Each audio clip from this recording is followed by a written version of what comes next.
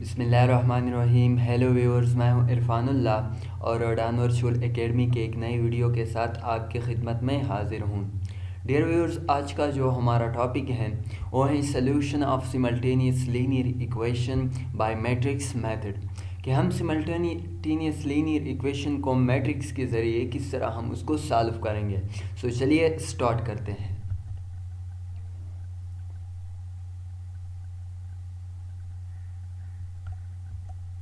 सबसे पहले हमारे पास जो लीनियर इक्वेशन है वो किसे कहते हैं। An equation of the form A X plus B Y is equal to C is called linear equation in two variables. ये जो इक्वेशन है हमारे पास है A X plus B Y is equal to C, इसको हम linear equation कहेंगे। और ये है लीनियर विद टू वेरिएबल्स हैं। ये हमारे पास टू वेरिएबल्स में, यहाँ पर ये एक्स है, एक्स हमारे पास वेरिएबल है, और ये वाई जो है वाई भी हमारे पास एक वेरिएबल है। सो ये हमारे पास लीनियर इक्वेशन है। इसके बाद है हमारे पास सिमल्टेनियस लीनियर इक्वेशन। अब हमारे पास सिमल्टेनियस लीनियर इक्वेशन जो है ये क्या होता है।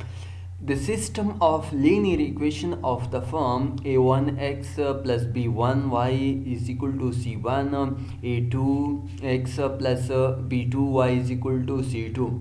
ये जो हमारे पास जो सिस्टम ऑफ लीनियर इक्वेशन है, जब हमारे पास हम लीनियर इक्वेशन एक से ज़्यादा होते हैं तो उसको हम सिस्टम ऑफ लीनियर इक्वेशन जो है सिस्टम ऑफ लीनियर इक्वेशन कहते हैं। सो ये जो इक्वेशन है हमारे पास a1x plus b1y is equal to c1 और a2x plus b2y is equal to c2, ये जो हमारे पास इक्वेशन है दो, इसको हम सिमल्टेनियस लीनियर इक्वेशन जो है वो कहेंगे इस कॉल्ड सिमल्टेनियस लीनियर इक्वेशन। ये जो है ये हमारे पास सिमल्टेनियस लीनियर इक्वेशन है।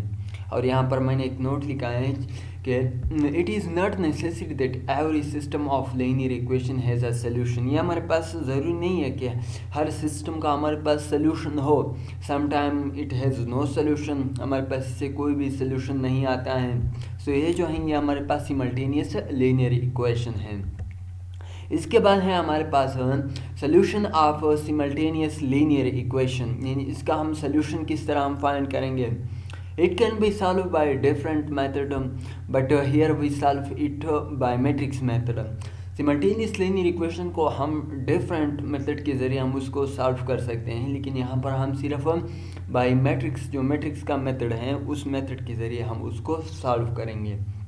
सो चलिए स्टार्ट करते हैं, उसको हम किस तरह सॉल्व करते हैं। उसका जो मेथड है हमारे पास हम Solution of simultaneous linear equation by matrix method। Considered an equation जो हमारे पास जो system of linear equation है a1x plus b1y is equal to c1 और a2x plus b2y is equal to c2।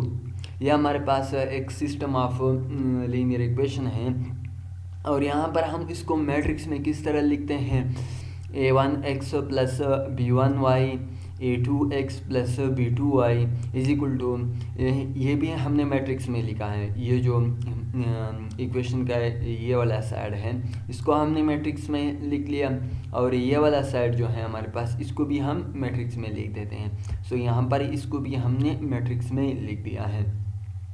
अब इसको हम ये जो है a1 b1 a2 b2 इसको अलग मैट्रिक्स में लिख देते हैं, और ये x और y को हम अलग लिख देते हैं। ये x और y इसको जब हम आपस में मल्टीप्लाई कर देते हैं तो इससे हमारे पास ये वाला मैट्रिक्स जो है ये मैट्रिक्स हमारे पास आता है। और इसको c1 और c2 इसको हम इस तरह लिख देते हैं। इसको हम इक्वेशन नंबर 1 जो है इक्वेशन नंबर 1 का नाम देते हैं। अब अगर आप यहाँ पर देखें, इसको हम लेट करते हैं कि ये हमारे पास मैट्रिक्स ए है, और इसको हम कोएफिशिएंट मैट्रिक्स कहते हैं। अगर आप यहाँ पर देखें तो ये जो a1 है, a2 b2 और b1 जो है ये दरअसल हमारे पास ये कोएफिशिएंट हैं इस सिस्टम ऑफ इक्वेशंस के। सो ये हमारे पास कोएफिशिएंट्स है। सो इसको हम मैट्रिक्स ए का नाम देते हैं, और ये वाला मैट्रिक्स जो है एक्स और वाई जिसमें ये एलिमेंट है इसको हम एक्स का नाम देते हैं, कैपिटल एक्स। ये स्मॉल एक्स हैं और स्मॉल वाई, और ये जो है ये हमारे पास कैपिटल एक्स हैं। और ये वाला जो मैट्रिक्स है हमारे पास इसको हम बी का नाम देते हैं, ये हमारे पास बी हैं। सो अगर आप यहाँ पर देखें, ये जो है ये मैट्रिक्स हमारे पास ए हैं, ये हमारे पास एक्स हैं और ये हमारे पास बी हैं। सो इक्वेशन नंबर 1 को हम इस तरह भी लिख सकते हैं, ax is equal to B, यानी ax is equal to B. अगर आप यहाँ पर देखें सो ये हमारे पास ax is equal to B है। सो अगर हम इनमें से x को अगर मालूम करना चाहें तो a को हम उस तरह साइड पे शिफ्ट करेंगे, या a का इन्वर्स जो है दोनों साइड पे a की इन्वर्स को मल्टीप्लाइड कर लेंगे। सो यहाँ पर हमारे पास आइडेंटिटी मैट्रिक्स आएगा जिससे हमारे पास वही x आता है, और इधर इस साइड पे हमारे पास a इन्वर्स b जो है a इन्वर्स b हमारे पास आएगा। अब हमने पढ़ा है कि हम किसी भी मैट्रिक्स का इन्वर्स किस तरह फाइंड कर देते हैं, उसका हमारे पास ये फार्मूला है, A inverse is equal to 1 और determinant of A adjoint of A, हम उसको इस तरीके से मालूम कर देते हैं। सो ये था हमारे पास solution of simultaneous linear equation by matrix, कि हम उसको बाय मैट्रिक्स मेथड के ज़रिए हम उसको किस तरह फाइंड कर देते हैं। सो ये हमारे पास उसका तरीका है कि आप उस इक्वेशन को इस तरह मैट्रिक्स में लिख दें और उनको फिर अलग कर दें। सो ये हमारे पास मैट्रिक्स ए होगा, ये हमारे पास मैट्रिक्स एक्स होगा और ये हमारे पास मैट्रिक्स बी होगा।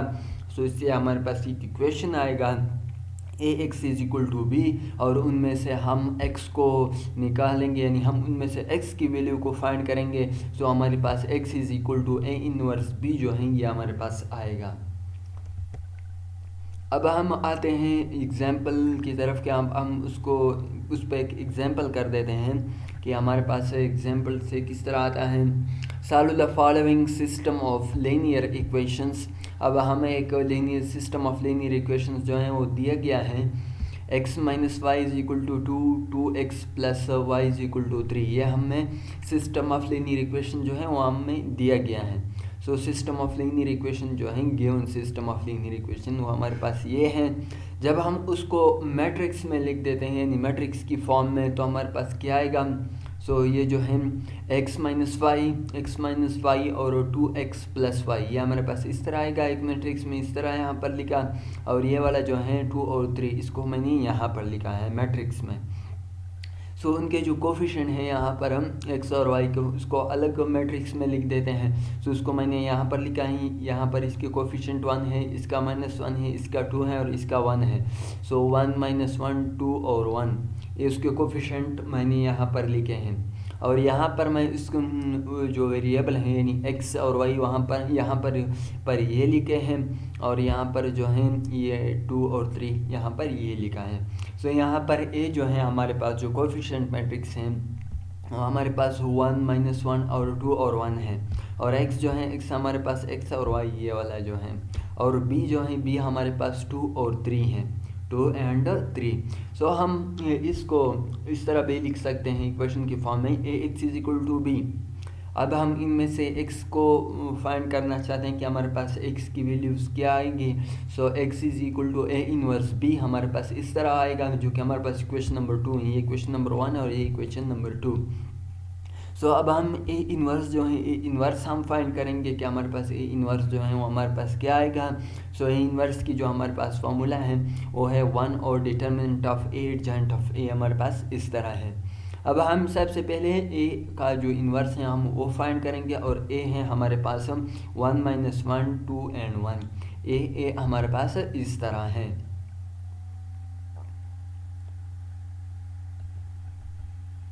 सो इनके ए इन्वर्स को फाइंड करने के लिए हम सबसे पहले डिटर्मिनेंट ऑफ ए मालूम करेंगे। सो डिटर्मिनेंट ऑफ ए जो है वो हमारे पास बराबर है डिटर्मिनेंट ऑफ 1 -1 2 and 1।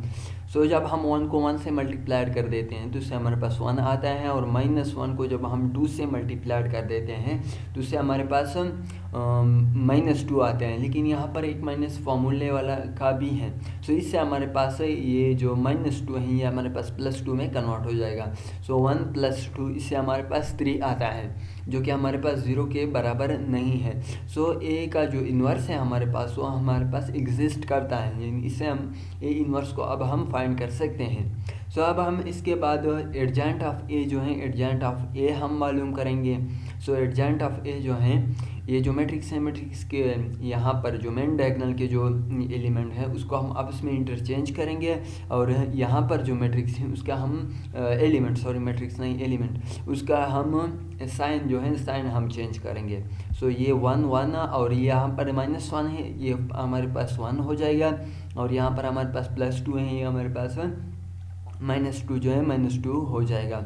अब हमारे पास जो इन्वर्स का फॉर्मूला है हमारे पास वो है 1 और determinant of A adjoint of A, इस तरह है हमारे पास।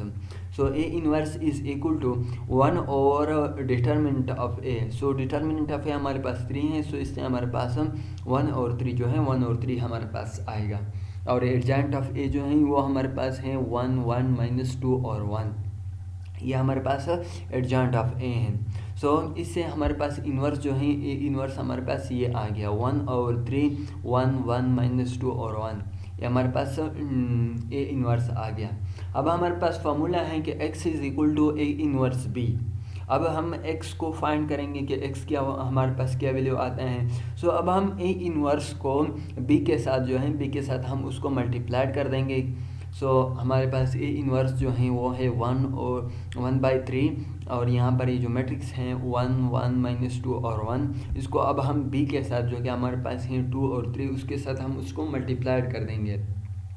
सो यहाँ पर ये जो कांस्टेंट है हमारे पास, जो स्केलर नंबर है यानी स्केलर कांस्टेंट है, उसको हम यहाँ पर लिख देते हैं 1 और 3 को फ़िलहाल, और इन दोनों को आपस में मल्टीप्लाइड कर देते हैं। सो जब हम 1 को 2 से मल्टीप्लाइड कर देते हैं तो उससे हमारे पास 2 आता है, और 1 को जब हम 3 से मल्टीप्लाइड कर देते हैं तो उससे हमारे पास 3 आता है, और -2 को जब हम 2 से मल्टीप्लाइड कर देते हैं तो उससे हमारे पास 4 आता है, और 1 को जब हम 3 से मल्टीप्लाइड कर देते हैं तो उससे हमारे पास 3 आता है।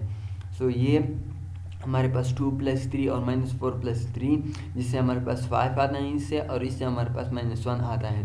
सो जब हम इसको 1 और 3 को इसको मल्टीप्लाइड कर देते हैं तो इससे हमारे पास जो रिज़ल्ट आता है वो है 5/3 और -1/3, ये हमारे पास ये आता है।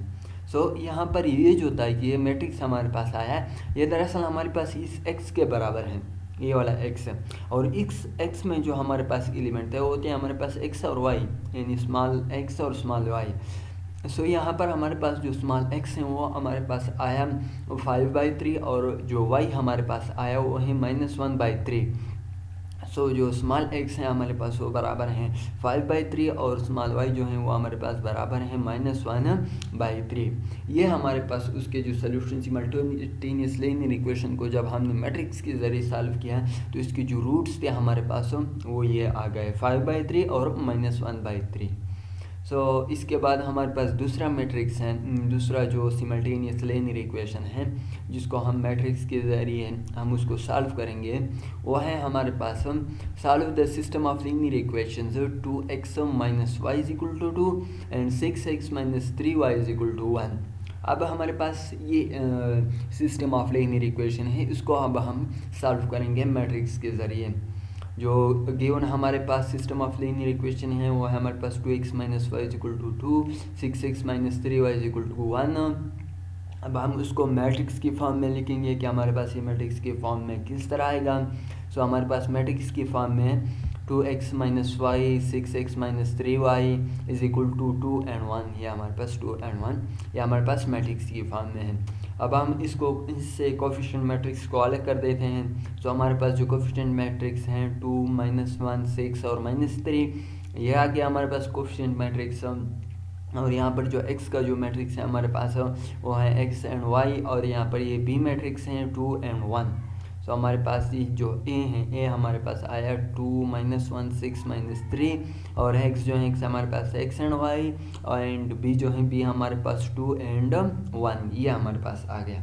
सो इक्वेशन नंबर 1 जो है इसको हम इस तरह भी लिख सकते हैं ax = b। जब हम x को फाइंड कर देते हैं तो x = a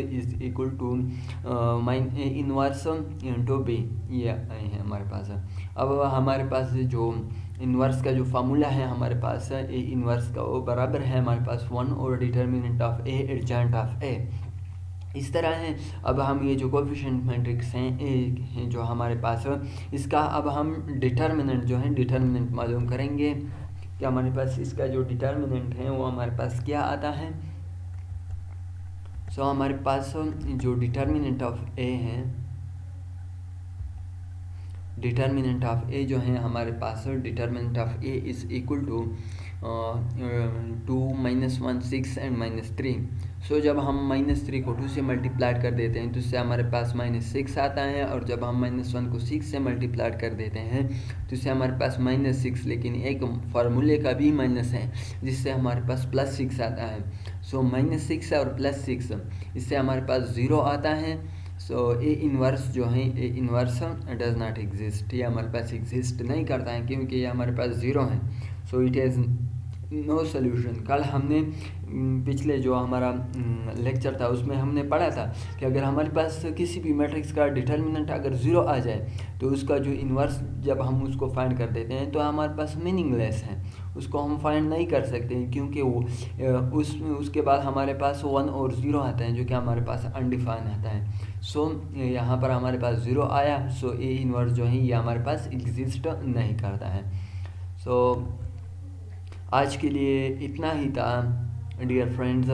so thank you for your attention. अल्लाह हाफिज़।